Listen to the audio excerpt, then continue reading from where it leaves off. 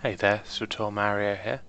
Let's have a look at Concealment Operative PvP. So first we're going to want talents. It reduces area effect damage. It's not very useful. 5% damage reduction, that's a must. 25%, no. That could be useful, but it's not as useful as the other stats. Cooldown reduction, that's going to be useful. You're going to want to stun people pretty much on cooldown. Increases movement speed and effective stealth level. The movement speed's permanent, so it's not just while you're stealthed, so that's really useful. The overload, situational really. It's not as good for this spec because you don't use noxious knives very often. Reduces the energy cost of debilitate and sever tendon. Again, situational. Okay, let's have a look at the masterful talents. Reduces the cooldown of cloaking screen by 30 seconds. It's a 2-minute cooldown. 30 seconds, you shouldn't be using that on cooldown. And the movement speed's fairly pointless because as soon as you use that you'll just roll. Shield probe 5%, nah, doesn't really help you a great deal. Often you use shield probe 100% anyway, so. Restores 15 energy. You shouldn't find you're running out of energy. If you are, you need to be using stim boost a little bit earlier. Right, fortified Kolto. While your Kolto probe's active, 3% per stack damage reduction. That's more useful than this. You should keep those stacks up all throughout the fight, if you can. Sever tendon. That's a useful tactical advantage, but you shouldn't need an extra tactical advantage if you keep on top of veiled strike and laceration.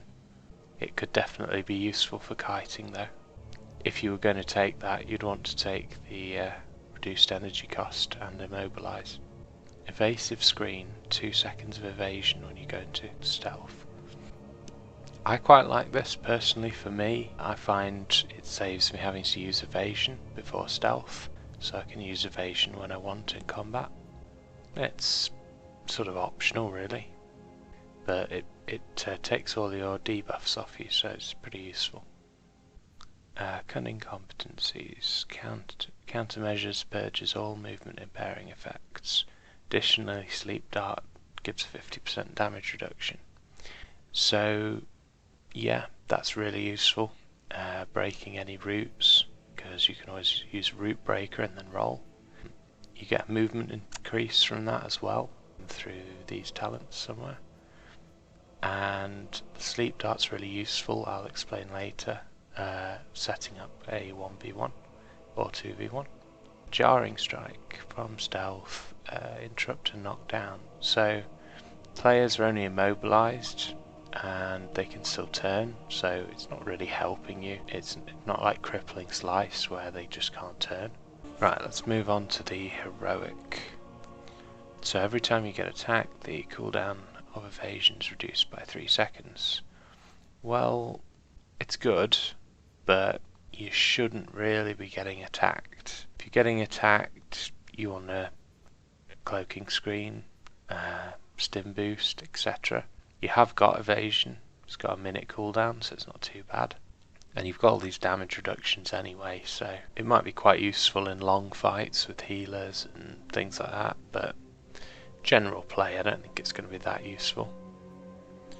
Reduce the cooldown of escape and shield probe. Escape's pretty useful. Shield probe, the 5 seconds, it's not really anything. And infiltrate, well, yeah, how often do you use that, quite honestly? Reduces the cooldown of hollow traverse by 10 seconds and allows it to be used while immobilized. Okay, it's pretty useful, gives you a tactical advantage as well. But you do already have a root breaker on a 45-second cooldown, and you've got a lot of abilities that generally stop you getting rooted, so I'd say it's pretty useless. Again, it might be more useful in team ranked or other situations like that. Mobile strategies. Exfiltrate grants charge of mobile strategies, reducing energy cost of overload shot and increasing max range by 20 meters. Also knocks the target back. So It's not that useful, generally. The only reason I've taken it is because it's a bit of a surprise talent. You'll come to a lot of situations in normal Warzones where people just don't expect an operative to have a knockback. You just push them off platforms, push them down into kill areas. It's just a handy little pop that you can keep using over and over, because Exfiltrate's only got an 8-second cooldown. Again, it's not the best. It's situational. Revitalizers, so stim boost additionally grants revitalizers, restoring 5% total health every 3 seconds. So that one's great. That basically makes stim boost a defensive cooldown as well. So it'll remind you to use stim boost as well, which is great. Just be careful not to have too many tactical advantages, because it does give a tactical advantage as well. I find the stim boost, if used in conjunction with an adrenal, makes for pretty much a heavy cooldown, similar to a juggernaut or something like that. Curative agent. Now this is the other one that I'd say is pretty good. So countermeasures you use quite often.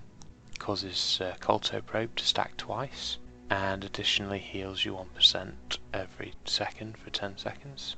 The Kolto infusion bit's not a major thing, you don't use that too often, but it does give you a little bit of an extra boost of healing on that as well.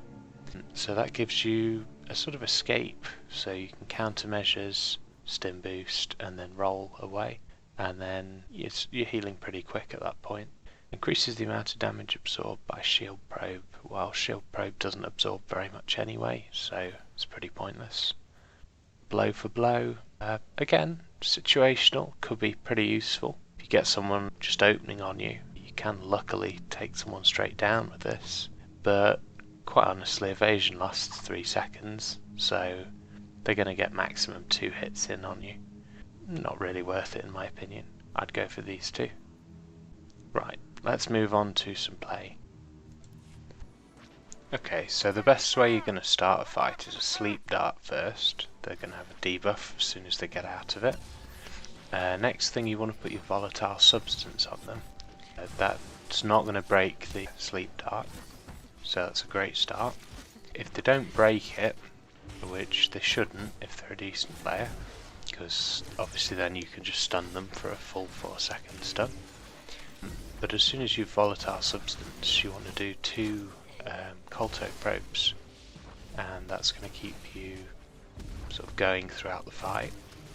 Then you can go with the corrosive dart and backstab, and that will sort of break. You'll break the sleep dart on your corrosive dart, and then obviously you want to get a backstab for maximum damage. Key thing to remember really with an operative is to alternate your cooldowns. So you want to be using your Warzone adrenal, you want to be using your evasion, you want to be using the stim boost. You need to also look for opportunities for when there's this person that's on their own that you could flashbang, or any other. You can always crippling slice juggernauts, it's a little bit annoying. You can use crippling slice as an extra stun for most classes, because if you use crippling strike and then run behind them, they will be unable to attack you. I also find that roll is useful for adding Kolto Probe stacks. You're pretty much invincible after each roll for about half a second, which is enough time to put a Kolto Probe on you. You also need to remember to keep using your shield probe as well. It doesn't help very much, but it just adds a little bit of extra damage reduction. If you feel like everyone's popped cooldowns and you are going to get nuked, you can just a cloaking screen out of there. I think some of the main things to remember are laceration and veiled strike. You want to be watching the number of tactical advantages that you've got, and if you've got 2, you need to be using laceration. If you've got 1, you can use veiled strike. Remember as well, as soon as you use cloaking screen, you can use sleep dart immediately, provided they're not still in combat. But just beware of any dots that you've got stuck on the target. I don't find toxic haze very useful, which is your AoE poison. The only time I find much use for that is if an operative just goes into stealth in front of you. Just drop toxic haze and you'll bring them straight back out.